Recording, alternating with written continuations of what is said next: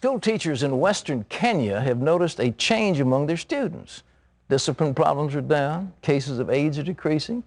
That's thanks to the vision of the man you're going to meet in just a minute.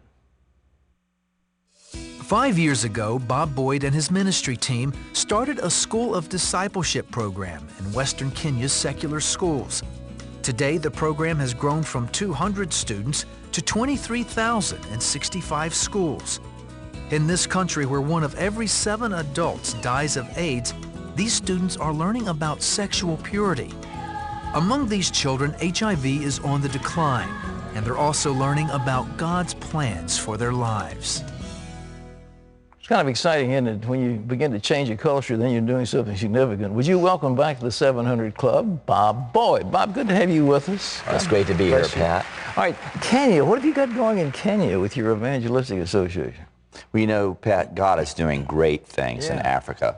As you know, our evangelistic team has spoken on hundreds of university campuses in America and in Pakistan and in India, but we have never seen anywhere as receptive as Africa.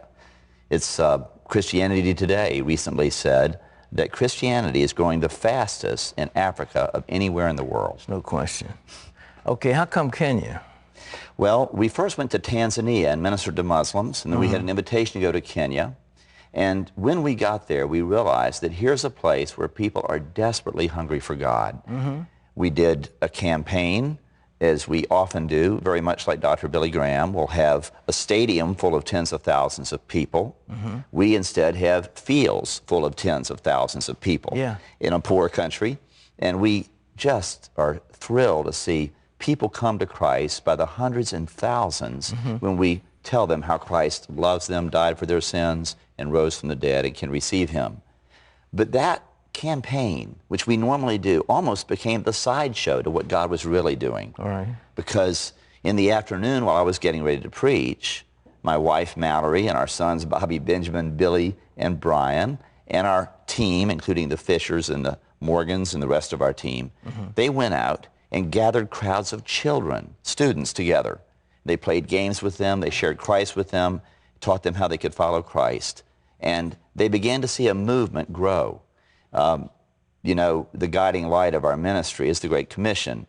Go therefore and make converts. Now wait a minute, that's not what it says, is it? Go therefore and make disciples. That's right. And so we find that by training nationals where we go, that if they will do the follow-up and do the discipleship, we can see a multiplication of evangelism taking place, and a movement of God is sweeping across Western Kenya because of the Kenyans that we trained.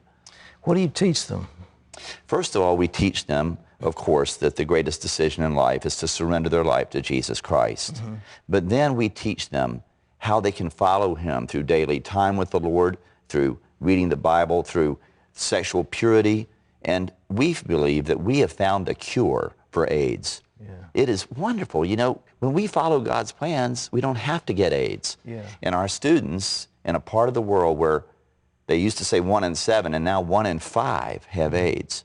I mean, it's just rampant. It's destroying the society.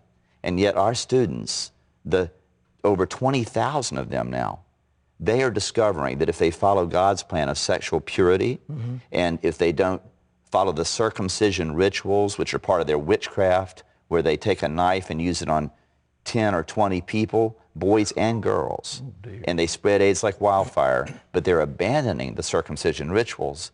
And it's been said that AIDS is disappearing in the schools of Western Kenya. Praise God.